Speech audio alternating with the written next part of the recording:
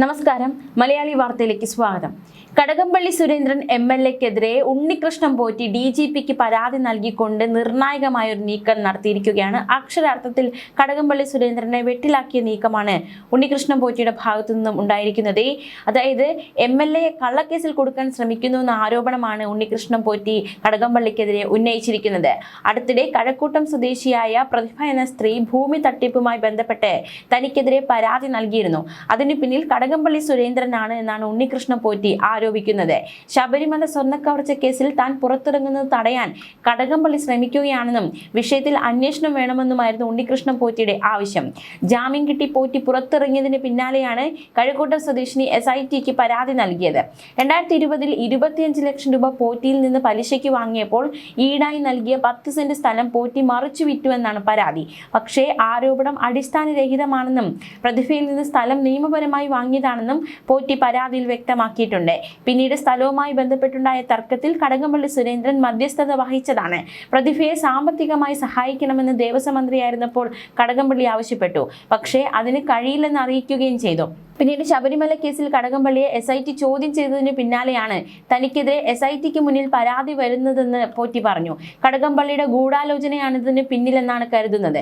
ശബരിമല കേസിൽ രൂപീകരിച്ച SITക്ക് ഭൂമി ഇടപാട് കേസ് അന്വേഷിക്കാൻ അധികാരമില്ലെന്നും പോറ്റി ചൂണ്ടിക്കാട്ടി.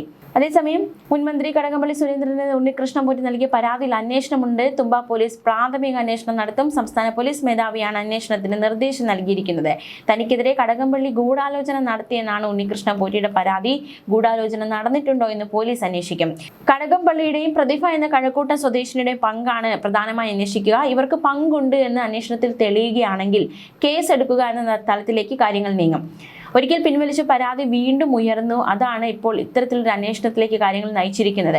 പരാതിക്ക് പിന്നിൽ കടകംപള്ളിയാണെന്നാണ് പോറ്റിയുടെ ആരോപണം. താൻ പുറത്തിറങ്ങുന്നത് തടയാൻ കടകംപള്ളി ശ്രമിക്കുന്നു എന്ന പോറ്റിയുടെ ആരോപണം അതീവ ഗുരുതരമാണ്. എന്തായാലും ഈ ശബരിമല സ്വർണ്ണക്കൊള്ള കേസിൽ അന്വേഷണം മുൻ മന്ത്രി കടകംപള്ളി സുരേന്ദ്രനിലേക്ക് നീണ്ടതായിരുന്നു. കടകംപള്ളി സുരേന്ദ്രനെതിരെ SITക്ക് നിർണായക മൊഴി നൽകിയിരുന്നു മുഖ്യപ്രതിയായ ഉണ്ണികൃഷ്ണൻ പോറ്റി. ഇതിന്റെ പിന്നാലെയാണ് അന്വേഷണം കടകംപള്ളിയിലേക്ക് നീങ്ങിയത്. അന്യസംസ്ഥാന സ്പോൺസർമാരെ ബോർഡിന് പരിചയപ്പെടുത്തിയത് കടകംപള്ളി എന്നായിരുന്നു പോറ്റി SITക്ക് നൽകിയ മൊഴി. രമേശ് റാവു, ഗോവർദ്ധൻ എന്നിവർക്ക് എല്ലാ സഹായവും ചെയ്യണമെന്ന നിർദ്ദേശവും നൽകിയിരുന്നു. ഹൈക്കോടതിയിൽ SIT നൽകിയ റിപ്പോർട്ടിലും ഇക്കാര്യം പരാമർശിച്ചിരുന്നു. സ്പോൺസർമാരുടെ മൊഴിയിൽ മുൻ മന്ത്രിയെ പരിചയപ്പെട്ട കാര്യം വ്യക്തമാക്കിയിരുന്നു. അതേസമയം കടകംപള്ളിക്കെതിരായ പോറ്റിയുടെ പരാതി SITക്കോ സിറ്റി പോലീസ് കമ്മീഷണർക്കോ കൈമാറാനായിരുന്നു DGPയുടെ തീരുമാനം. തുണ പോർട്ടൽ വഴിയായിരുന്നു പോറ്റി പരാതി നൽകിയത്. പോറ്റിക്കെതിരായ പരാതിയും കൈമാറിയതും SITക്കായിരുന്നു. ഹൈക്കോടതി അനുമതി കിട്ടാത്തതിനാൽ അന്വേഷണം തുടങ്ങിയിരുന്നില്ല. പോറ്റി ഭൂമി തട്ടിയെടുത്തുവെന്നാണ് കഴക്കൂട്ടം സ്വദേശിനിയുടെ പരാതി. പരാതിക്കാരിയും കടകംപള്ളിയും ചേർന്ന് ഗൂഢാലോചന നടത്തിയെന്നാണ് പോറ്റിയുടെ പരാതി. നിലവിൽ തനിക്കെതിരെ ഉയർന്നിരിക്കുന്ന ആരോപണങ്ങളോട് പ്രതികരിച്ച് കടകംപള്ളി സുരേന്ദ്രൻ രംഗത്ത് വന്നിരിക്കുന്നു. ഉണ്ണികൃഷ്ണൻ പോറ്റിയുടെ ആരോപണം തിരഞ്ഞെടുപ്പ് ലക്ഷ്യം വെച്ചുള്ള അജണ്ടയെന്ന് കടകംപള്ളി സുരേന്ദ്രന്റെ മറുപടി. മാധ്യമപ്രവർത്തകർ ഈ വാർത്ത കൊടുക്കുന്നതിന് മുമ്പ് ഒന്ന് അന്വേഷിക്കണമായിരുന്നുവെന്നും കടകംപള്ളി പറഞ്ഞു. തനിക്കെതിരെ കടകംപള്ളി ഗൂഢാലോചന നടത്തിയെന്ന് സംസ്ഥാന പോലീസ് മേധാവിക്ക് ഉണ്ണികൃഷ്ണൻ പോറ്റി പരാതി നൽകിയിരുന്നു. ഈ ഒരു പരാതി അത് അടിസ്ഥാനരഹിതമാണ്. താൻ ആരുടെ സാമ്പത്തിക പ്രശ്നത്തിൽ ഇടപെട്ടിട്ടില്ല എന്നാണ് അദ്ദേഹം നൽകുന്ന വിശദീകരണം. പോറ്റി എന്തിനു വേണ്ടിയാണ് പരാതി കൊടുത്തതെന്ന് എത്ര ആലോചിച്ചിട്ട് മനസ്സിലാകുന്നില്ല. താൻ ഈ തിരഞ്ഞെടുപ്പിൽ മത്സരിക്കുമെന്ന അവസ്ഥ ഇപ്പോൾ വന്നിട്ടുണ്ട്. ചില ചാനലുകൾ നടത്തിയ അഭിപ്രായ സർവേയിൽ ഇവിടെ ഇടതുപക്ഷത്തിന്റെ മേൽക്കൈ ഉണ്ടാകുമെന്ന് പറയുന്നുണ്ട്. ഈ പശ്ചാത്തലത്തിൽ തന്നെ അപമാനിക്കാൻ നടത്തിയ നീചമായ ഗൂഢാലോചന എന്നേ ഈ പരാതിയെക്കുറിച്ച് പറയാനാകൂ എന്നായിരുന്നു കടകംപള്ളി സുരേന്ദ്രന്റെ പ്രതികരണം. പോറ്റിയുടെ പരാതിക്ക് പിന്നിൽ ആരാണെന്ന് തനിക്ക് അറിയാമെന്നും അത് പിന്നീട് പറയാമെന്നും അദ്ദേഹം പറഞ്ഞു. ആരൊക്കെ കരിവാരി തേക്കാൻ ശ്രമിച്ചാലും തനിക്ക് പ്രശ്നമില്ലെന്നും കഴക്കൂട്ടത്തിലെ ജനങ്ങളുടെ മനസ്സിലാണ് തനിക്ക് സ്ഥാനമെന്നും അദ്ദേഹം പറഞ്ഞു.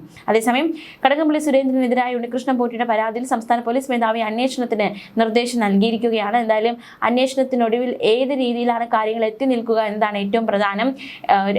കുറച്ച് നാളുകൾക്ക് മുന്നെയാണ് ഇത്തരത്തിലൊരു പരാതി, ഈ ശബരിമല സ്വർണ്ണക്കൊള്ള കേസിലെ പ്രതി ഉണ്ണികൃഷ്ണൻ പോറ്റിക്കെതിരെ ഭൂമി തട്ടിപ്പ് പരാതി ഉയർന്നു വന്നത്.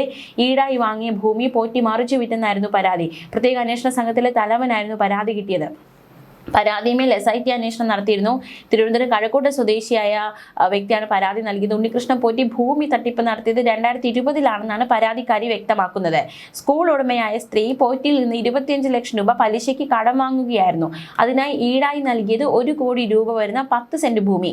ഭൂമി എഴുതി നൽകിയത് പോറ്റിയുടെ അമ്മയുടെ പേരിലായിരുന്നുവെന്നും 5 ലക്ഷം രൂപ പലിശയായി പോറ്റിക്ക് നൽകിയെന്നാൽ ഭൂമി തിരിച്ചാവശ്യപ്പെട്ടപ്പോൾ സ്ഥലം മറിച്ചുവിട്ടതായി കണ്ടെത്തുകയായിരുന്നുവെന്നും പരാതിയിൽ വ്യക്തമാക്കുന്നുണ്ട്. കഴക്കൂട്ട സ്വദേശിക്കാണ് ഭൂമി ഉണ്ണികൃഷ്ണൻ പോറ്റി മറിച്ചുവിറ്റതെന്നാണ് പരാതി. തട്ടിപ്പിനിരയായ സ്ത്രീ 2024 ജൂലൈ 1 പോലീസിൽ പരാതി നൽകി. പോലീസ് നടത്തിയ ഒത്തുതീർപ്പ് ചർച്ചയിൽ ഭൂമി തിരികെ നൽകാമെന്ന് ഉണ്ണികൃഷ്ണൻ പോറ്റി ഉറപ്പ് നൽകി. എന്നാൽ നൽകിയ ഉറപ്പ് ലംഘിച്ചതോടെയാണ് ശബരിമല സ്വർണ്ണക്കൊള്ള കേസ് SITക്ക് യുവതി പരാതി നൽകിയത്. ഉണ്ണികൃഷ്ണൻ പോറ്റിയുടെ റിയൽ എസ്റ്റേറ്റ് ഇടപാടുകൾ അടക്കം അന്വേഷണം തുടരുകയാണ്.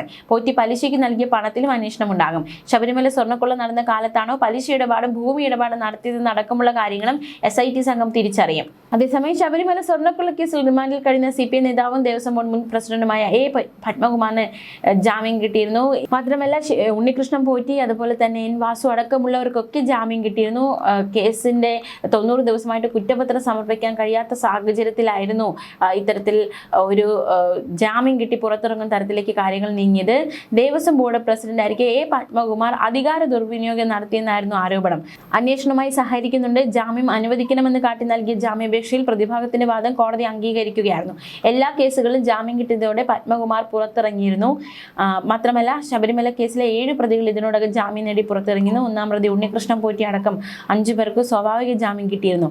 2 പേർക്കാണ് സാധാരണ ജാമ്യം അനുവദിച്ചത്. 1-ാം പ്രതി ഉണ്ണികൃഷ്ണൻ പോറ്റി, മുൻ അഡ്മിനിസ്ട്രേറ്റീവ് ഓഫീസർ മുരാരി ബാബു, മുൻ executive officer D Sudheesh Kumar, മുൻ പ്രസിഡന്റും കമ്മീഷണറുമായ N വാസു, മുൻ എക്സിക്യൂട്ടീവ് ഓഫീസർ S ശ്രീകുമാർ എന്നിവർക്ക് സ്വാഭാവിക ജാമ്യവും തന്ത്രി കണ്ഠരാജീവർ, മുൻ തിരുവാഭരണ കമ്മീഷണർ K S ബൈജു എന്നിവർക്ക് സാധാരണ ജാമ്യവുമാണ് കോടതി അനുവദിച്ചത്. അതിനിടയിൽ ശബരിമലയിൽ ദ്വാരപാലക ശില്പത്തിന്റെ സ്വർണ്ണം പൂശുന്ന കരാർ ഏറ്റെടുത്ത സ്പോൺസർ ഉണ്ണികൃഷ്ണൻ പോറ്റിക്ക് കുരുക്കുമുറുകുന്ന സാഹചര്യമുണ്ടായി. കേരളത്തിന് പുറത്തുള്ള ധനികരായ അയ്യപ്പ ഭക്തരെ ഉണ്ണികൃഷ്ണൻ പോറ്റി ചൂഷണം ചെയ്തതായി വിജിലൻസിന് വിവരം കിട്ടിയിരുന്നു. സന്നിധാനത്ത് വില കൂടിയ ഒരു സമർപ്പണം നടത്താൻ 5ഓളം പേരിൽ നിന്ന് ഇയാൾ പണം വാങ്ങിയിരുന്നതായാണ് വിജിലൻസിന് കിട്ടിയ സൂചന. ഇതിൽ നിന്ന് കിട്ടുന്ന പണം ഇയാൾ ബ്ലേഡ് പലിശയ്ക്ക് നൽകിയിരുന്നതായും വിജിലൻസിന് വിവരം കിട്ടി. ഉണ്ണികൃഷ്ണൻ പോറ്റിക്കെതിരെ ബംഗളൂരിലേക്ക് അന്വേഷണം വ്യാപിപ്പിക്കാൻ ഒരുങ്ങുന്നതിനിടെയാണ് വിജിലൻസിന് നിർണായക വിവരം കിട്ടിയിരിക്കുന്നത്. മാത്രമല്ല കർണാടക, തമിഴ്നാട്, തെലങ്കാന, ആന്ധ്രാപ്രദേശ് എന്നിവിടങ്ങളിൽ നിന്നുള്ള ധനികരായ അയ്യപ്പ ഭക്തരാണ് ഉണ്ണികൃഷ്ണൻ പോറ്റിയുടെ ഇര.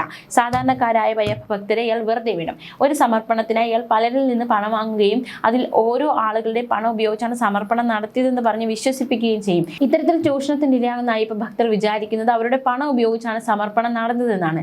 വിവാദ സ്വർണ്ണപ്പാലിൽ സ്വർണ്ണം പൂശാൻ ഇയാൾ ഒന്നിലധികം ധനികരിൽ നിന്ന് പണം വാങ്ങിയതായും വിജിലൻസിന് വിവരം കിട്ടിയിരുന്നു. ദേവസ്വം ബോർഡിന്റെ ഔദ്യോഗിക രേഖകളിൽ സ്പോൺസർ ഉണ്ണികൃഷ്ണൻ പോറ്റി ആയതുകൊണ്ട് പണം നൽകിയവർക്ക് തട്ടിപ്പ് കണ്ടുപിടിക്കാൻ സാധിച്ചിരുന്നില്ല. സംഭവത്തിൽ വിശദമായ അന്വേഷണത്തിലാണ് വിജിലൻസ്. നേരത്തെ ചെന്നൈയിൽ സ്വർണം പൂശാൻ കൊണ്ടുപോയ സ്വർണ്ണപ്പാളി ഉണ്ണികൃഷ്ണൻ പോറ്റി ബംഗളൂരിലേക്ക് കൊണ്ടുപോയതായുള്ള സൂചന വിജിലൻസിന് കിട്ടിയിരുന്നു. ന്യൂസ് ഡെസ്ക് മലയാളി വാർത്ത.